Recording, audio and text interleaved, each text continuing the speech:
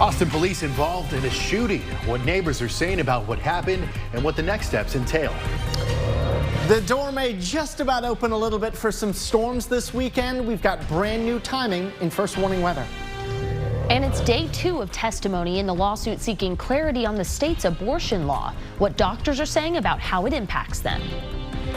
A man is dead after an interaction with Austin police this morning. Thanks for joining us. I'm Daniel Marin. I'm Avery Travis. APD says officers stunned and then shot the man. They say he had a knife and was chasing a woman at an apartment complex in the 3600 block of Menchaca near South Lamar. KXAN's Mercedes Hernandez spoke with neighbors and found out what is next for the case. Neighbors on this quiet South Austin street woke up to gunshots Thursday morning, then flashing lights from Austin police cars. People took these videos just moments after the crime scene tape just rolling out.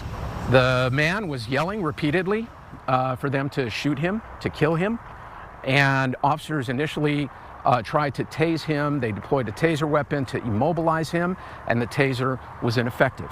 Surrounded by city leaders, Austin Police Chief Joseph Chacon said the man had been chasing a woman through this apartment complex. She'd knocked on several doors for help. The chief said the man refused to drop the knife in his hand. A second taser was deployed and again was ineffective. As the subject continued to approach the officers, one officer discharged his firearm and the subject went down. As soon as the man dropped, officers tried to save his life. A friend called my wife and said, hey, there's a lot of police activity at the end of your street. Have you seen it yet? J.L. Civy has lived in this neighborhood for 8 years and says he feels safe despite this violence. It sounds like a relatively isolated incident. I guess I'd have to wait for more information to come up, but I'm not worried that it's going to happen again tomorrow, if that makes any sense. As APD's Special Investigations Unit continues its criminal investigation, its Internal Affairs Division will examine whether the officers followed protocol in this case.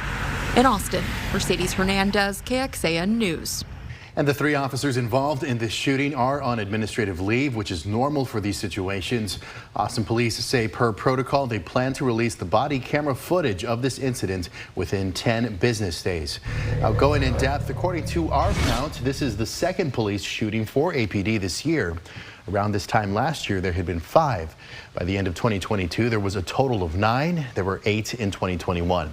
Now, for context, DPS troopers were involved in 2 shootings since the beginning of the partnership with APD back in March. One of those shootings happened in May, the other earlier this month. The city, as you know, decided to end the partnership last week. A registered sex offender is facing even more charges in Hays County. The Hays County Sheriff's Office says 24-year-old Diego Cortez confessed to having multiple sexual encounters with a young girl. Investigators also found evidence on his phone.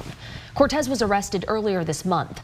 According to police documents, he told police he communicated with several other girls and arranged to meet with them to engage in sexual acts. The sheriff's office first filed charges against Cortez for having sex with a 10-year-old victim. Deputies say on more than one occasion he had sex with the missing child as well as other children in and around San Antonio. They say he found her through Snapchat and portrayed himself as a minor. He remains in jail. Coming up on KXAN News at 6, we're going in depth on the charges he is facing. First warning weather with meteorologist Nick Bannon. After some brief early morning clouds, it's been full sunshine ever since, and that's where we are now at the Lady Bird Johnson Wildflower Center camera in South Austin. All of us, in fact, enjoying or not enjoying the sunshine. You can see temperatures ranging from about 99 in Blanco to 104 in a few spots, including in Austin, where we've continued our streak of highs of 105 or higher. It feels like 105 in Austin now, and some of our eastern counties continue to feel like triple digits, even though a few spots in the hill country feel like 90s. You see where the temperatures go tonight, from 100 at 7 down to 89 here at 11 under mostly clear skies. Coming up in first warning weather, this record heat rolls on. We'll show you how many days we could tie or break records. We've got new timing on potential storms this weekend and when the high temperatures may slowly come down. Nick, thanks for tracking it for us. A Travis County judge will soon decide whether Texas' near abortion ban needs clarifications for when exceptions are allowed. KXAN's Monica Madden is live at the Travis County Courthouse again on the 2nd and expected final day of this lawsuit hearing. Monica, what can you tell us? Yeah, that's right, Daniel. We just wrapped up closing arguments, and the judge said that it could take her some time to reach a decision in order to fully and fairly weigh the facts of this case. Now, as a reminder to folks, Texas's abortion laws prohibits most abortions under narrow circumstances when the life of a mother is at risk of death. Now, penalties for doctors who perform abortion outside of those parameters are stiff, with up to life in prison and at least $100,000 fine. So the risk is significant for the doctors, which was what we heard from today. We heard from two different expert witnesses, from plaintiffs to physicians from outside the state. They voiced concerns about what they see as gray areas in the law for when doctors should intervene to abort a pregnancy. We also heard from the state's first witness, an OBGYN, who says the opposite, saying doctors should consult their hospital attorneys about how to get clarity on what they can and cannot do. Unfortunately, I've seen doctors say that they can't intervene until there's an immediate risk. This is further demonstration that they have not read the law carefully. The medical exceptions, they're confusing. And that confusion, that lack of clarity, is keeping physicians from being able to exercise their good faith clinical judgment in the treatment of patients. Now, the group suing the state of Texas is asking the judge to provide some clarifications around those exceptions to our abortion laws in the state of Texas. The state, however, during closing arguments said that it's not the judge's job to legislate. The law is already written how lawmakers intended it to be, and are asking the judge to dismiss the case altogether. She said that it could take her weeks to reach a decision. Daniel, Avery. All right, Monica, thank you very much. And going in depth, since Texas enacted its abortion restrictions, the state has seen a spike in infant deaths. 2,200 infants died in Texas last year. That's 227 more than the year before, or an 11% increase.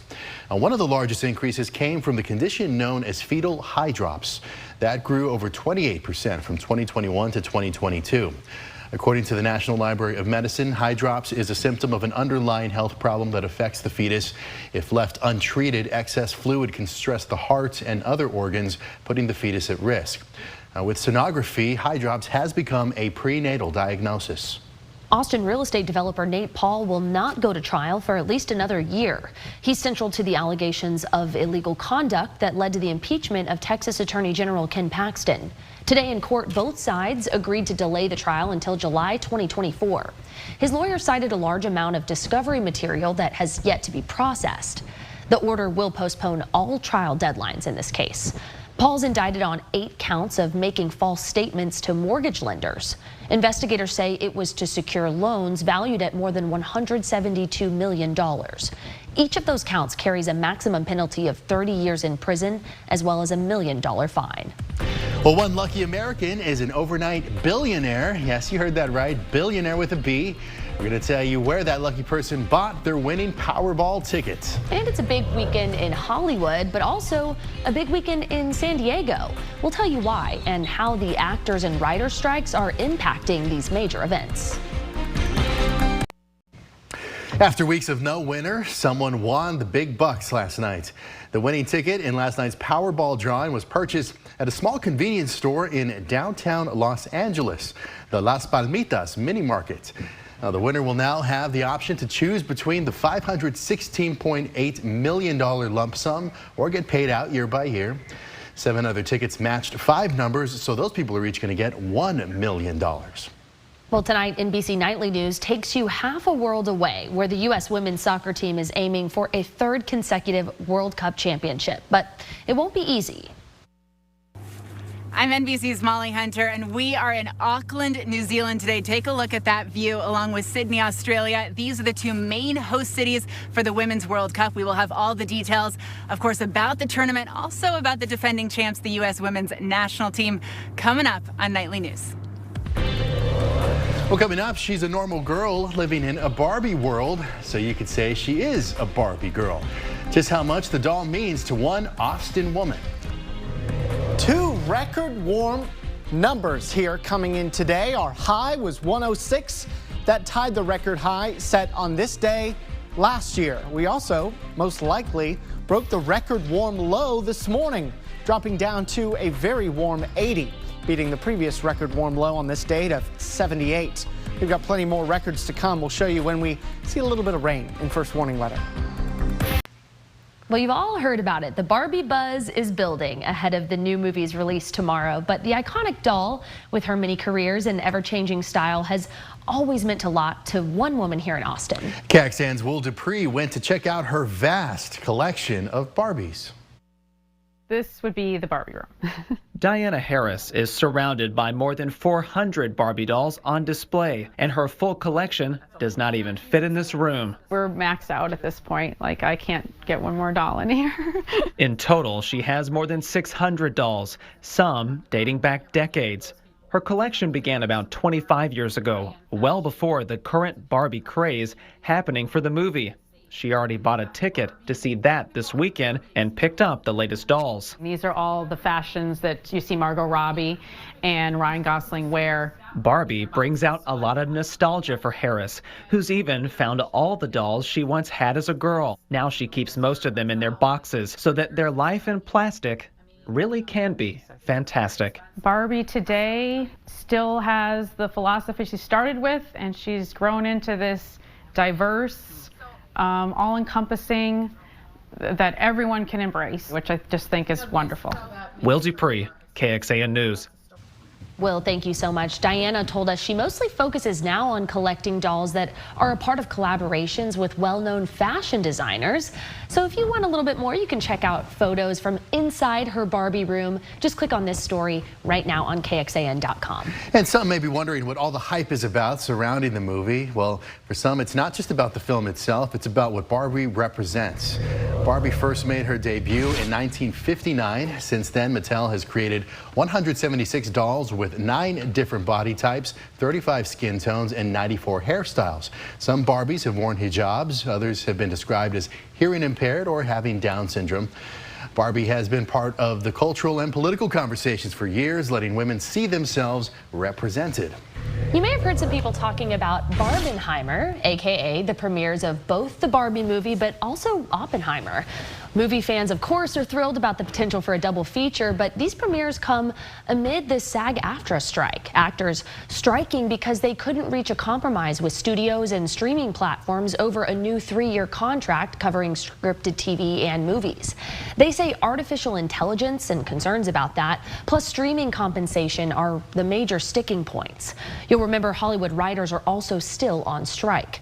After the break, we're going to dig into how these strikes are impacting yet another major weekend event. I've seen Barbie and Oppenheimer in an air-conditioned theater this weekend. Yeah. Ideal. Yes, a great place to be, especially for that double feature, because you're going to need to stay in that AC for a long time before we finally see our high temperatures dropping below triple digits.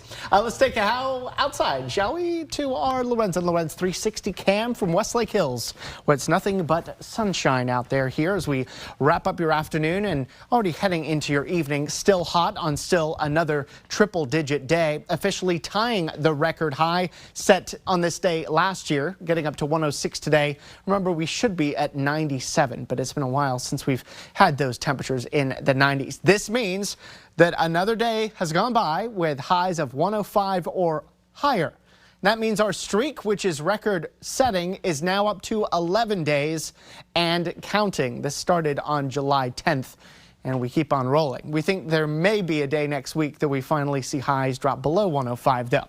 We're still watching this heat dome, which has been with us for weeks now. That high looks to weaken just slightly and move a little bit farther to the north and west. This could open the door to some potential very isolated showers and storms, thanks to a subtle cool front that's really not going to drop temperatures too much, but it may form a boundary that could give us some showers and storms both on Saturday and on Sunday. In fact, on Sunday, we may actually have a slightly higher rain chance than Saturday. Let me show you through the updated timing with our high-resolution computer models. Starting your weekend off dry and very warm, of course. It's not until late afternoon or more likely the early evening where we could see some spotty, very isolated showers and storms. Not going to bring us much rain. We're only going with a 10% rain chance, and there's only probably going to be about a 3-hour window where we could see that as we wrap up the afternoon and head into the early evening. As the sun gets lower in the sky, the rain chances disappear. Sunday morning starts dry. Our high-resolution computer models don't go through late Sunday afternoon or evening yet, but our rain chances on Sunday are actually at 20% compared to Saturday's 10%. Tonight, though, all dry. 77, a mostly clear to partly cloudy sky, and we're forecasting a high of 105 tomorrow. That would again tie the record high of 105 from again last year, which was also hot around this time. You can see temperatures do peak on Monday, back to 106, and then we see the numbers slowly coming down. We may drop below 105 for the high for the first time since July 10th on Wednesday. And then by Thursday, a little cooler at 103, still above average. Humidity, though, is going to go up. We expect one more afternoon tomorrow where the humidity drops or the dew points drop, because after tomorrow afternoon, we're going to not notice as much of a drying period during the second half of the day. So whereas it's been hot in the afternoon, it hasn't been as humid the last couple of days. That changes as we head into the weekend. There's your mini rain chances this weekend, favoring Sunday with the higher but still only 20% rain chances. Record-tying heat tomorrow, record-breaking heat on Monday, record-tying heat on Tuesday, and then those numbers slowly coming down. Well, for people like us who bring you the late-night news, we may like to press snooze in the morning, but a new study says Americans are, for the most part, waking up before the sun. How remote workers are really leading this trend. Next. Is America becoming a nation of early birds, or are we still a bunch of night owls? Well, a new study from Yelp says remote work may be the reason why people are getting up earlier. And why is that? Well, because they want to get out of work earlier, and people who can work from home can get out the door to do other things much faster. And because of that, they're ending those activities sooner and then heading to bed earlier. And so the domino effect goes on. Now, the study from Yelp says restaurants have doubled the percentage of people dining between 2 and 5 p.m. and more movie theaters are adding matinees. People say starting their day earlier gives them more time to spend with family and friends and to do the things they want to do. Well, now to the pop culture phenomenon that is Comic-Con. Every year, the world's biggest collection of superheroes, comic, anime, and gaming fans gather in San Diego. But this year, the party will be a bit different. Strikes in Hollywood are canceling what are some of the usually most popular parts of the show. Those are panels with stars and writers sharing their insights. NBC's Jay Gray has a closer look from the opening session of this year's event. Tens of thousands gathering in San Diego to enter an alternate universe. You'll see someone dressed as Harry Potter next to Darth Vader, you know, hanging out with Goku and stuff like that. It's just, there's nothing like this in the world. And nothing is bigger in the world of pop culture festivals than Comic-Con. More than 130,000 fans, many in full costume. Every superhero, anime, comic book, and cartoon character you've ever heard of, and a lot you probably haven't. Though this year, one group will be missing. With the Writers Guild and now the Actors Union on strike, movie stars and studio teams aren't a part of this year's show. Everybody else will be here, so it's going to be a great convention no matter what. No panel discussions, fewer autograph sessions, but no problem for vendors who say fans haven't lost any of their passion for the merch and memorabilia that is such a big draw here. People line up at like first thing in the morning to get tickets to come in to purchase it. It's just such a big deal. Some might say magical, amazing, even super, or, well, you get the idea. Jay Gray, NBC News, San Diego. Well, coming up tonight on KXAN, it's Password at 7 o'clock, Law & Order SVU at 8, and then Magnum PI at 9 before KXAN News at 10. Or join us just 1 hour earlier for KXAN News at 9 over on the CW Austin. Here's where you can find us.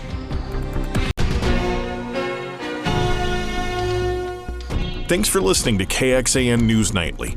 You can also listen to KXAN News Today every morning for more in-depth coverage of what matters most to you.